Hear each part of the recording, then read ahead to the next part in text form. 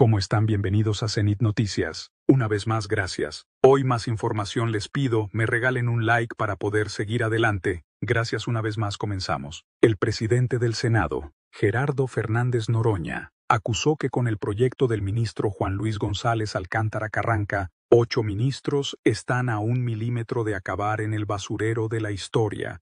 Advirtió que su movimiento tiene una posición irreductible y los jueces y magistrados serán electos por votación abierta, pues es un mandato popular.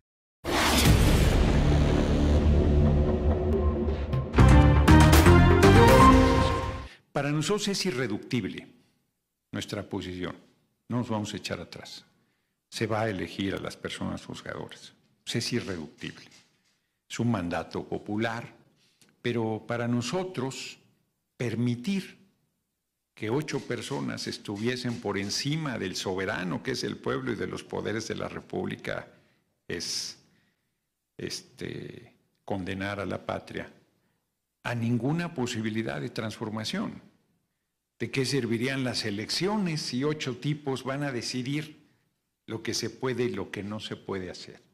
Eso no es aceptable de ninguna manera, porque además no está en el marco constitucional.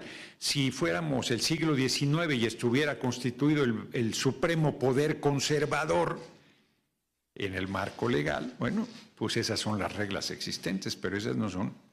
Ellos que hablan de una república de división de poderes son los que están rompiendo el equilibrio de poderes y pretenden plantear la supremacía del Poder Judicial. Claudia Sheinbaum señala que la polémica reunión entre Norma Piña y Alito Moreno en casa del ministro González Alcántara Carranca, ¿dónde quedaron sus principios constitucionales?, cuestiona la presidenta Claudia Sheinbaum sobre un posible plan ante el proyecto del ministro. Si votan todos a favor del proyecto del ministro González Alcántara, que por cierto, en su casa fue donde se llevó a cabo la ilegal reunión con el presidente del PRI, ya dijo que él no estaba, pues sí, pero fue en su casa.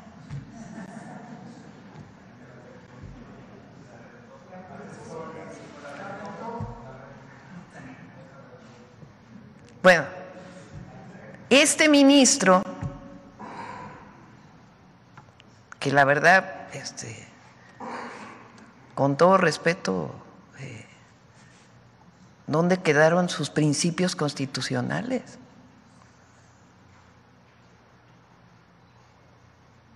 Entonces, esta persona quiere poner en duda la reforma constitucional. Bueno, vamos a ver qué dicen los 8. Entonces, vamos a esperarnos. La presidenta de México en la mañanera presentó un resumen de cómo fue la llegada de Ernesto Zedillo a la presidencia cuando corrió a los magistrados de la Suprema Corte. Así exhibieron en la mañanera al expresidente Zedillo. Ernesto Zedillo, presidente de México de 1994 a 2000, rompió con su silencio para defender al Poder Judicial que él creó y que según las encuestas la mayoría de los mexicanos reprueba y considera corrupto. A 24 años del fin de su gobierno, pocos recuerdan la herencia de las políticas de Ernesto Zedillo, aunque todas y todos la seguimos padeciendo y pagando. ¿Cómo fue el gobierno de Ernesto Zedillo? Veamos el video del detector de mentiras.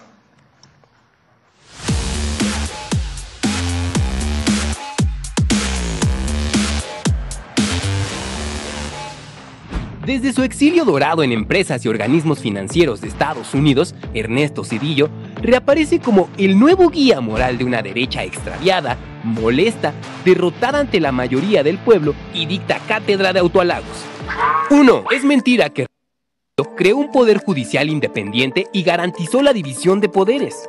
El 1 de noviembre de 2024, Ernesto Zedillo publicó un artículo en el Washington Post en el que asegura que con su reforma de 1994 consiguió un poder judicial independiente, omitiendo que fue un decretazo del mismo Zedillo el que rediseñó la Suprema Corte de Justicia y que 30 años después, alrededor del 70% de los mexicanos considera un órgano corrupto e ineficaz. Entre el 5 de diciembre de 1994 y el 26 de enero de 1995, en menos de 2 meses, Ernesto Zedillo presentó y promulgó las reformas a 20 artículos de la Constitución, aprobadas con mayoría en el Congreso de la Unión por el PRI y el PAN, que mediante la figura de jubilación inmediata separó de su cargo a los 26 ministros de la Corte. Los 11 ministros de la nueva Suprema Corte no fueron electos más que por el dedazo de Zedillo en acuerdo con el PRI y el PAN. Tan es así que el columnista Raimundo Riva Palacio comparó esta medida con lo realizado por el dictador peruano Alberto Fujimori y consideró que la reforma judicial era el equivalente a un golpe de estado técnico, pues rompía con la división de poderes y la inmovilidad de los jueces establecida en la Constitución. Zedillo ve la paja en el ojo ajeno y no la viga en su Suprema Corte. Esta actuó a modo del Poder Ejecutivo sin cuestionar o analizar medidas tan graves como el Fobaproa, el anatocismo o cobro de intereses sobre intereses, el ilegal rescate carretero o la privatización de ferrocarriles de México. 2. Hoy Ernesto Zedillo se presenta como el salvador de la economía mexicana luego de la crisis de 1995, pero esto es mentira. Zedillo, el PRI y el PAN endeudaron a todos los mexicanos, convirtiendo las deudas privadas en deudas públicas.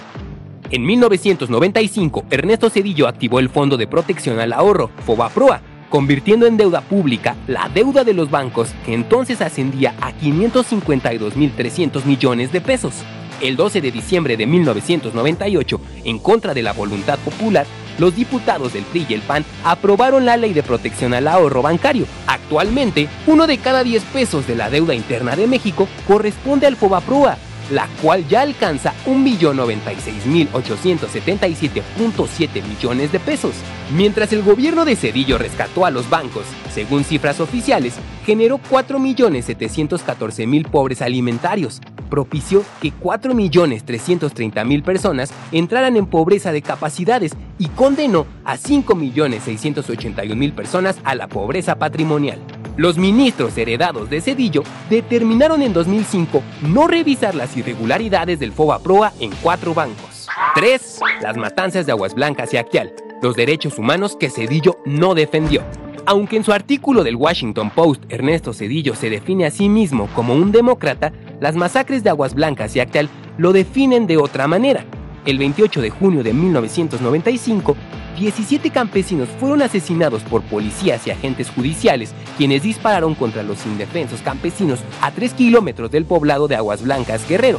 El 22 de diciembre de 1997, un grupo de 60 paramilitares disparó con armas explosivas del ejército contra un grupo de indígenas tzotziles mientras se encontraban orando dentro de una ermita, con un saldo de 45 personas muertas.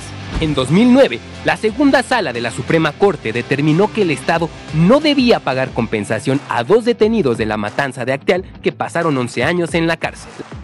4. Las privatizaciones de Zedillo, el despojo a todas y todos los mexicanos.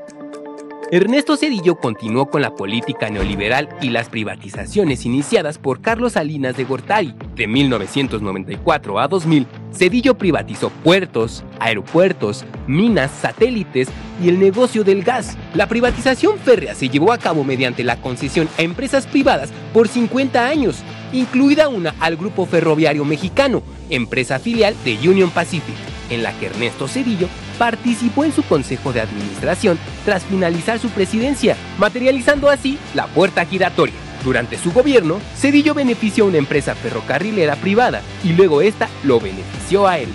La Suprema Corte de Justicia de la Nación, creada por Ernesto Zedillo en 1995, nunca se opuso a las privatizaciones del gobierno zedillista, a pesar de que el pueblo de México sí lo hizo.